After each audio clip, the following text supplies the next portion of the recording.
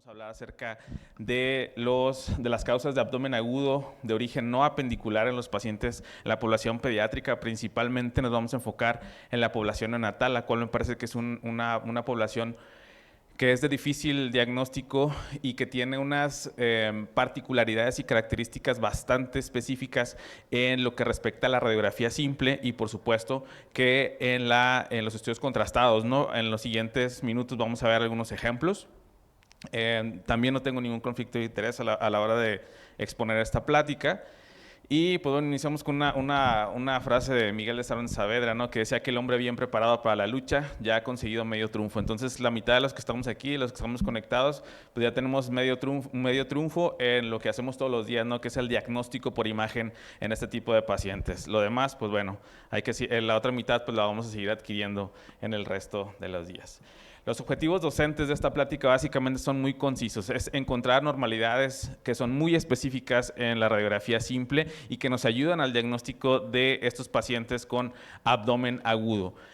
Vamos a recordar o hacer énfasis en cuándo tenemos que recomendar o realizar un estudio contrastado superior o inferior, dependiendo de los hallazgos que encontremos en la radiografía simple, y vamos a hablar un poquito acerca de la patología específica que condiciona este tipo de patologías, particularmente el abdomen agudo. Entonces, y sobre todo vamos a hacer un énfasis en que la radiografía simple de abdomen en el paciente neonatal en un estado de abdomen agudo es y me parece que en la opinión de quien les habla continuará siendo la piedra angular del diagnóstico para este tipo de patologías en esta población específica.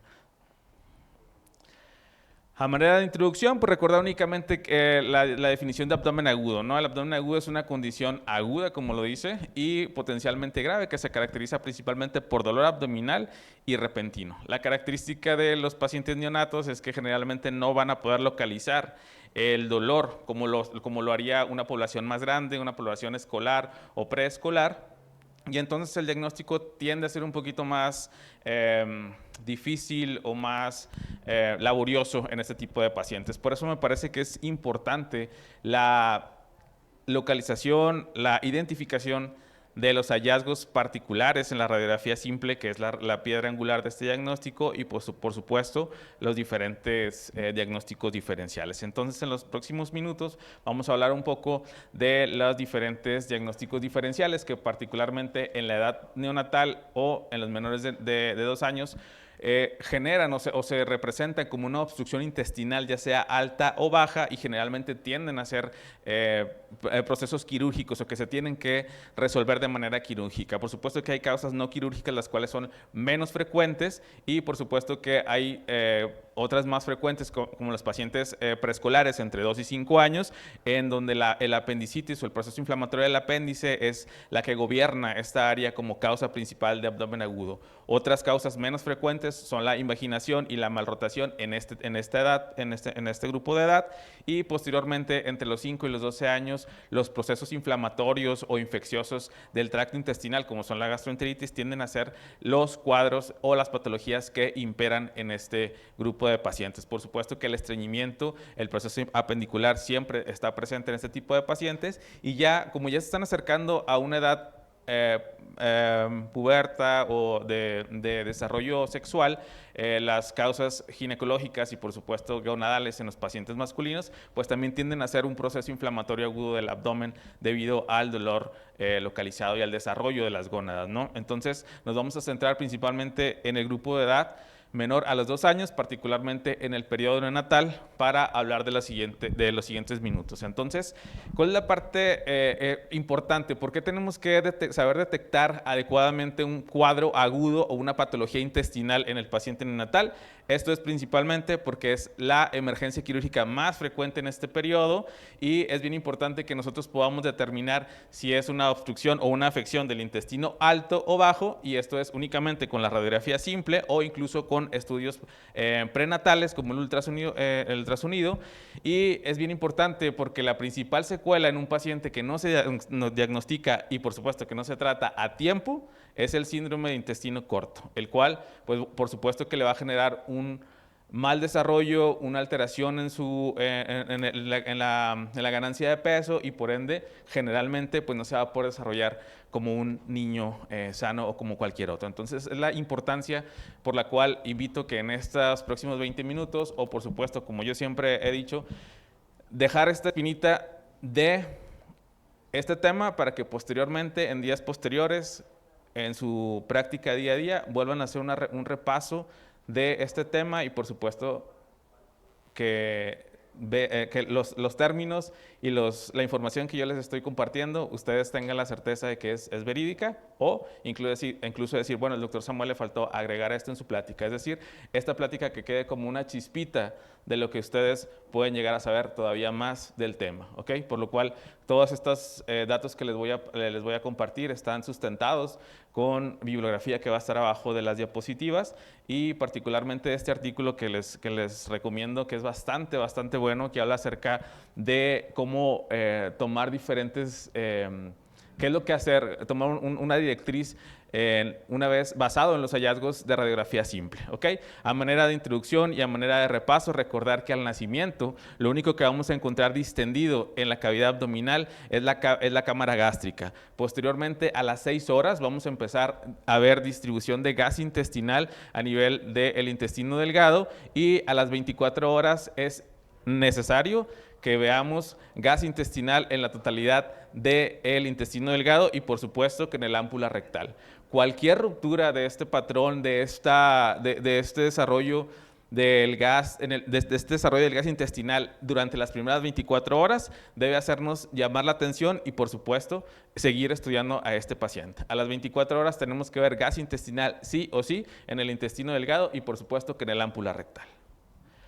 A pesar de que puede haber mucho gas intestinal en este tipo de pacientes neonatales y que pueda ser muy aparatoso como esta imagen que les presento, la característica y la configuración que llega a tomar el intestino delgado es bien importante. Es decir, no porque veamos esta imagen, estas intestinos llenas de gas, distendidas y que están ocupando prácticamente la totalidad de la cavidad abdominal, nos va a hacer sospechar de una patología. La configuración de cubos o la configuración poliédrica de las asas de intestino, como lo estamos viendo aquí, nos habla de un patrón de normalidad, no así un patrón de tubos como es el que vamos a ver. Entonces, en los siguientes minutos vamos a distinguir entre lo que es un patrón de tubos y un patrón de cubos. Entonces, a pesar de que se puede ver muy aparatoso, este paciente es un paciente completamente sano y es un paciente que se tomó la radiografía únicamente porque la mamá lo veía distendido, sentía como mucho gas y realmente este paciente estaba totalmente asintomático. Entonces es parte de, pues a lo mejor la mala técnica de alimentación,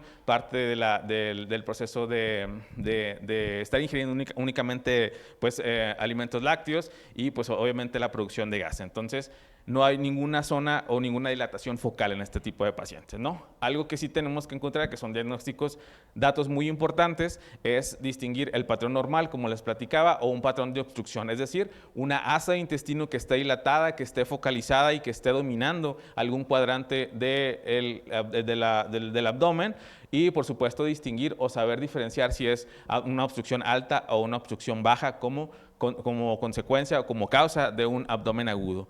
Y por supuesto tomar la decisión de cuál es el siguiente estudio que vamos a realizar. Es decir, una serie esofágo-gastroduodenal, un colon por enema o únicamente llegar al diagnóstico con la radiografía simple y entonces ese paciente va directamente a cirugía. Como les platicaba, en la radiografía simple podemos determinar sencillamente y fácilmente si es una obstrucción alta, en la cual podemos ver localizada o focalizada una asa de intestino en el caso de que haya una burbuja única, una burbuja doble o una burbuja triple y partiendo de esto pues vamos a hacer los diagnósticos diferenciales. Un patrón normal, como les mencionaba, múltiples burbujas como la imagen que les presentaba pero con aspecto de cubos o poliédrica y por supuesto múltiples burbujas o múltiples asas de intestino dilatadas pero con un patrón o un aspecto de tubos, lo cual nos indicaría una obstrucción baja. ¿Okay? Como esta imagen que les presento, vean cómo prácticamente en comparación con la radiografía que les presentaba, las asas de intestino se ven francamente dilatadas con un patrón y una configuración en tubos e incluso con formación de niveles hidroaéreos. Vemos que no hay gas en el ámpula rectal, lo cual nos habla o nos debe hacer pensar en una obstrucción intestinal baja. El checklist que tenemos que hacer en cada radiografía simple de abdomen que veamos de cualquiera de nuestros pacientes es saber identificar si hay un asa de intestino que está dominando, que está dilatada y que está focalizada en alguno de los cuadrantes, tratar de enumerar o tratar de ver cuántas asas de intestino están dilatadas y sobre todo la presencia de gas distal, alguna complicación que podemos ver en la radiografía como es la neumatosis intestinal y sobre todo la presencia de gas intestinal. En este caso, vean cómo francamente hay una asa de intestino que está dominando el cuadrante inferior derecho y que se extiende hacia la ámpula rectal y tiene este patrón en migas de pan, que prácticamente nos habla de la presencia de materia fecal dentro de la asa de intestino, por lo cual podemos tranquilamente localizarla como el colon, el marco colónico. Entonces ya pensar en una obstrucción distal. Como les platicaba, altas o bajas, y las causas más importantes en el caso de los neonatos, la más frecuente es la estenosis del píloro, la cual nos va a dar una burbuja única, es decir, como esta imagen que estamos viendo, vean cómo francamente hay una burbuja, una única burbuja que está dilatada con un nivel hidroaéreo, y por supuesto que otras patologías que generan una específica o tenemos que tener una especial atención, puesto que generan un problema mucho mayor, como es la malrotación intestinal.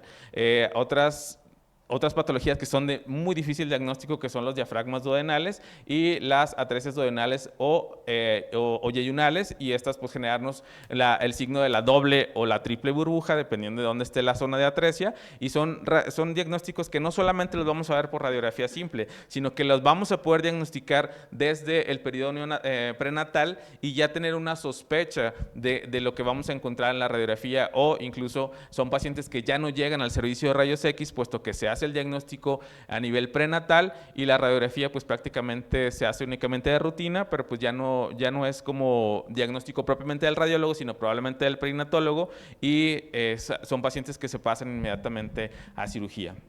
En lo que respecta a las causas de obstrucción intestinal baja, el Hirsbruch es uno de los retos diagnósticos en este tipo de pacientes, y todos estos que les enumero pueden ser diagnosticados mediante colon por enema. La inmadurez funcional del colon, que antes se conocía como el síndrome de colon izquierdo, y por supuesto que un hilio meconial, que es secundario a la presencia de meconio en el hilio, y por ende genera un patrón de pseudo obstrucción, y por supuesto que atresias del hilio distal, que generan también patrones de pseudo obstrucción asociadas con una configuración de marco colónico o de un colon por desuso. Algo bien importante y que la verdad es algo que debemos de tener mucho cuidado es a la hora de tener este tipo de pacientes con una burbuja única o una burbuja doble o triple.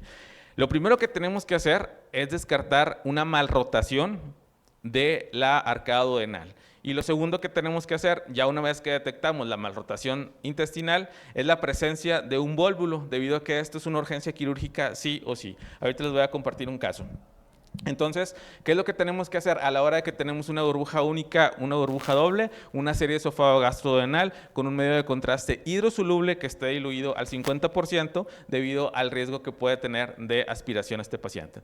Entonces, lo primero que tenemos que hacer es identificar la localización de la arcada duodenal, saber que la primera porción se va a dirigir hacia el lado derecho de la columna vertebral, posteriormente va a tener un descenso y posteriormente va a volver a pasar hacia el lado izquierdo de la línea media o de la columna vertebral. Cualquier alteración de esta configuración debe hacernos pensar en una malrotación intestinal, y por supuesto que el signo del sacacorchos, que es el primero que tenemos que ir a buscar, nos va a hacer pensar en un probable vólvulo intestinal, lo cual es lo más importante a la hora de tener este tipo de pacientes. El otro diagnóstico, que la verdad es un poco difícil de realizar, es la presencia de diafragmas duodenales. El diafragma duodenal no es más que una pseudoobstrucción, y esto es debido a la presencia de una membrana en el interior de la luz de la luz del marco del arcado duodenal, con un hoyo en el centro de esta membrana con paso filiforme, lento, pero por supuesto se condiciona un vaciamiento lento y por ende un dato de obstrucción a la hora del paso del contenido gástrico.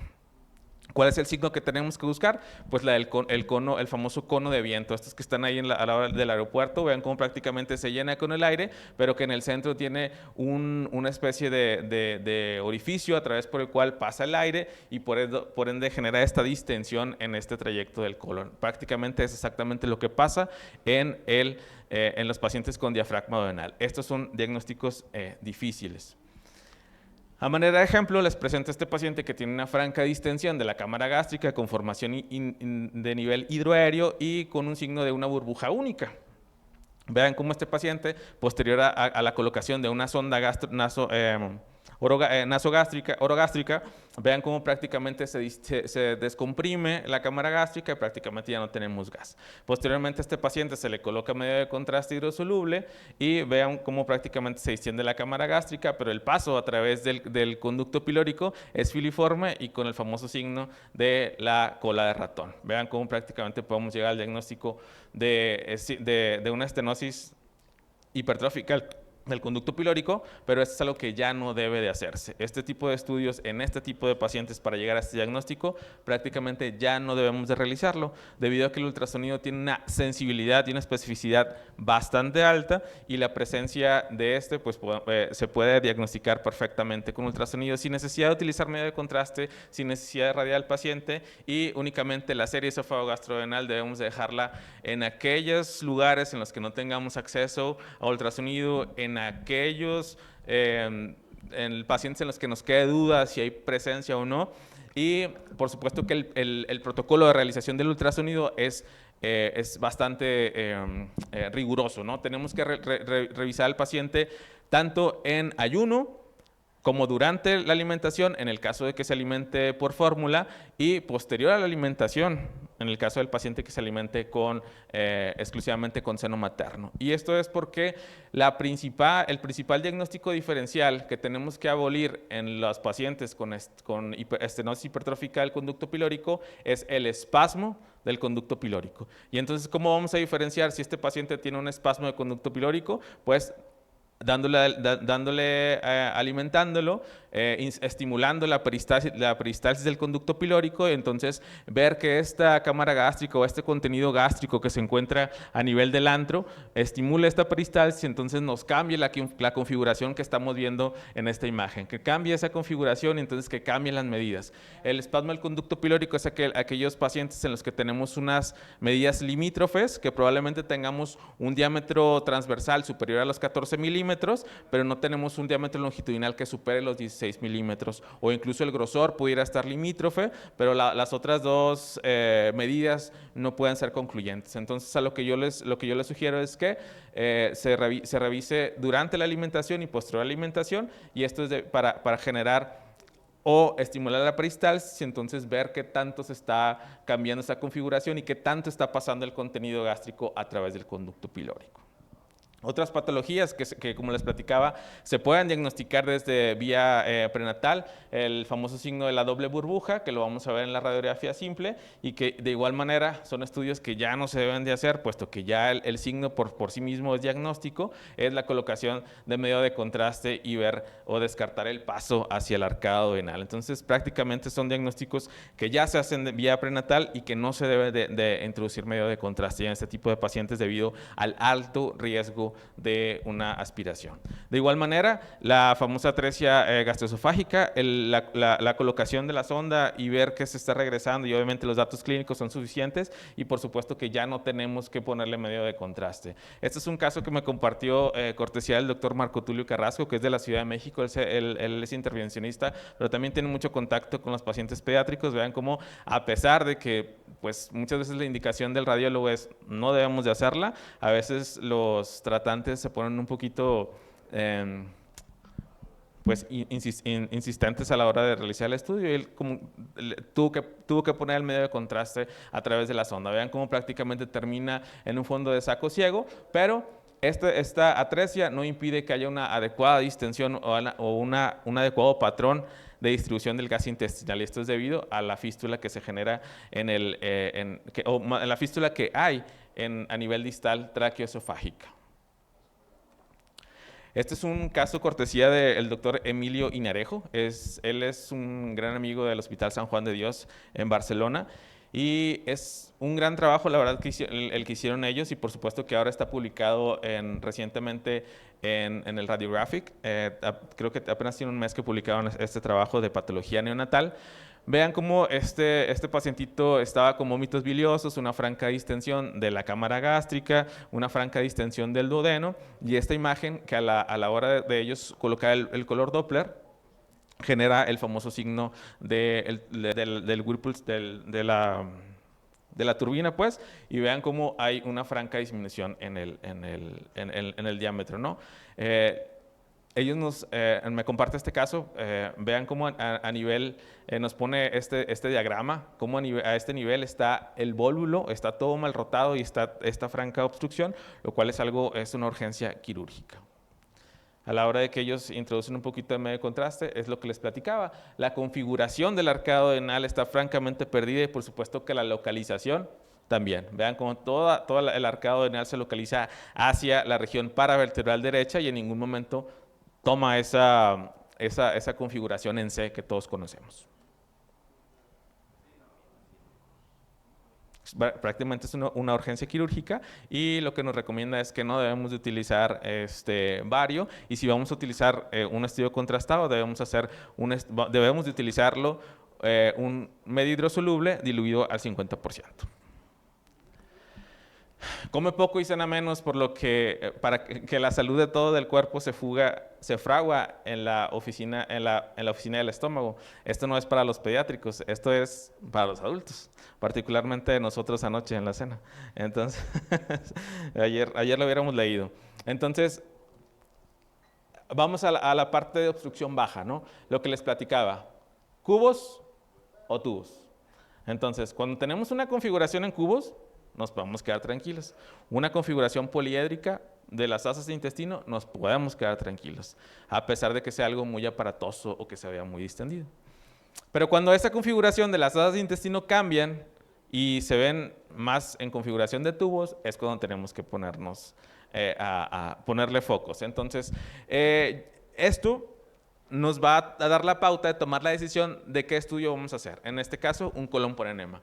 Por más sencillo que se vea, por más sencillo que parezca, aún es diagnóstico y nos puede llevar a un correcto diagnóstico de este tipo de pacientes. ¿Cómo lo vamos a hacer? En todos los pacientes, sí o sí, tenemos que utilizar medio hidrosoluble y nunca utilizar bario. Nunca debemos nunca debemos de fijar una sonda con un balón dentro de la ámpula rectal, y esto debido a que puede generarnos una distensión de una zona que bien puede ser una zona gangliótica y que va a estar estrechada o que va a estar contraída, y entonces darnos un falso negativo. Entonces, siempre tenemos que iniciar con una proyección lateral, y esto es para la valoración del ámpula rectal y parte del sigmoides, y esto es debido a la localización más frecuente, ¿no?, de la enfermedad de Hirschsprung o de los segmentos aganglionares. Y al encontrar una zona de transición o una zona de estenosis, ahí tenemos que terminar el estudio. Es decir, vean cómo en este paciente, francamente, hay una disminución del calibre a nivel del sigmoides, y en el contexto clínico del paciente, que era un paciente con sospecha clínica de un ilio meconial y por ende un probable colon izquierdo disminuido de tamaño o pequeño, pues ahí detenemos el estudio. Si encontramos una zona de transición, como el ejemplo que les voy a presentar a nivel del ámpula rectal, ahí terminamos el estudio. No tenemos por qué llenar todo el marco colónico con medio de contraste, porque esto genera una molestia para el paciente y por supuesto podemos generar alguna complicación. ¿Ok? ¿Cuál es la importancia del colon por enema? ¿O qué es lo que podemos encontrar? Un microcolon, como es el que estamos viendo, un colon normal, o zonas de transición, como en el caso de una enfermedad de Hirschsprung. Este es un caso que, haciendo esta plática, y este fue un caso reciente, todos los días aprendemos algo. Y este para mí fue este recordatorio de que no debemos dejar de estar leyendo, de estar investigando y siempre estar como en constante actualización. Vean esta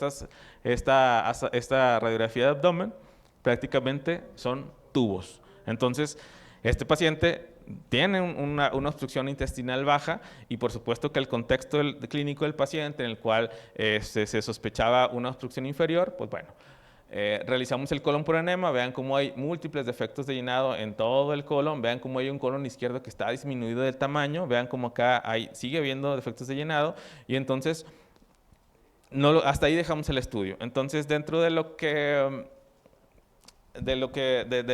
pues no quiero decir de la experiencia o qué les puedo decir.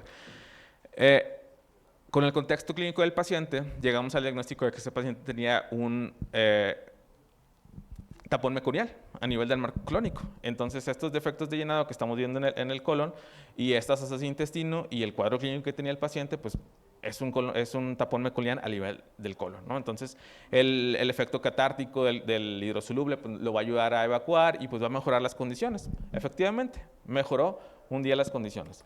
Pero nos comenta cirugía pediátrica que continúa con las molestias y continúa con la intolerancia a la vía oral, continúa con distensión y continúa con un patrón de asas intestinales francamente distendido y con un proceso con datos de un proceso obstructivo bajo. Entonces, este artículo que se lo recomiendo bastante, que es muy bueno, es el que me dio este dato, ¿no? Cuando no encontramos una zona de transición u obstrucción en el marco colónico, ahí sí estamos obligados a llenar la totalidad del marco colónico con el medio de contraste. Ver cómo llega hasta la unión iliocecal y, de ser posible, ver el reflujo de la región iliocecal hacia el tercio distal del ilion. Y esto es debido a que podemos hacer el diagnóstico de atresia intestinal mediante el colon por enema. Es decir, una vez que veamos pasado el medio de contraste hacia el ilio distal y encontramos defectos de llenado, lo más seguro, o más bien el diagnóstico más certero, va a ser un ilio meconial. Entonces, es decir, hay restos de meconio a nivel del ilio y por ende se tiene que investigar un proceso de fibrosis quística. En el caso de que no veamos ese paso y que no podamos ver a pesar de la insistencia del paso del medio de contraste, lo más seguro o el diagnóstico más certero va a ser una atresia del ilio distal. En este caso, vean cómo el ejemplo que nos pone este artículo es un colon izquierdo pequeño por desuso, y vean cómo ellos lograron pasar perfectamente el medio de contraste hacia el ilio distal y encontraron estos defectos de llenado que correspondían con restos meconiales, lo cual generaba o daba el signo del diagnóstico certero de un ilio meconial. Y en el otro caso, en el que no pudieron pasar el medio de contraste hacia el ilio distal, llegaron al diagnóstico de una atresia del ilio. Entonces, nuestro paciente tenía este diagnóstico, tenía una atresia del ilio distal posteriormente confirmado por cirugía pediátrica, pero nosotros no logramos, o más bien, si se fijan en el video previo, nosotros detuvimos el estudio solamente al ver los defectos de llenado y, por supuesto, el marco clínico distendido, pero no pasamos el medio de contraste hacia la región del ciego, ni mucho menos hicimos el intento de pasar el contraste hacia la región del ilio. Entonces, eso es lo que yo aprendí al realizar esta plática. Entonces, les invito a que le echen un ojito a este paper, que es bastante bueno, y ya apresuradamente vean cómo en pacientes con configuración en tubo de las asas de intestino y la realización de un colon por enema podemos llegar al diagnóstico perfectamente de una enfermedad de Hirschsprung.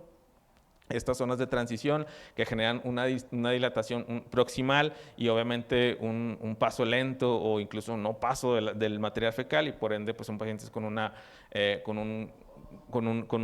estreñimiento bastante crónico. Esto es lo que les platicaba. Y bueno, ya casi para terminar, el estreñimiento crónico en el paciente pediátrico es bastante frecuente.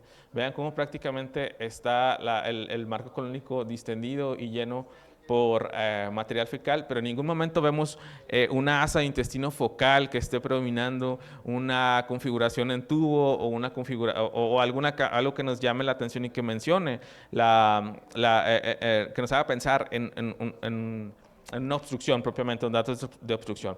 Este paciente, pues por la insistencia del pediatra, se le introdujo medio de contraste hidrosoluble, por supuesto, pero vean cómo prácticamente en la radiografía lateral vemos bordes regulares, no vemos ninguna zona de estrechez, no vemos ninguna muesca que nos haga sospechar en una zona de segmento corto, de una zona gangliótica, y estos defectos de llenado que por supuesto corresponden con la materia fecal. Entonces, este paciente, pues bueno, es una paciente con estreñimiento crónico y que el punto aquí es, si vamos a hacer el colon, hacerlo con medio de contraste hidrosoluble siempre.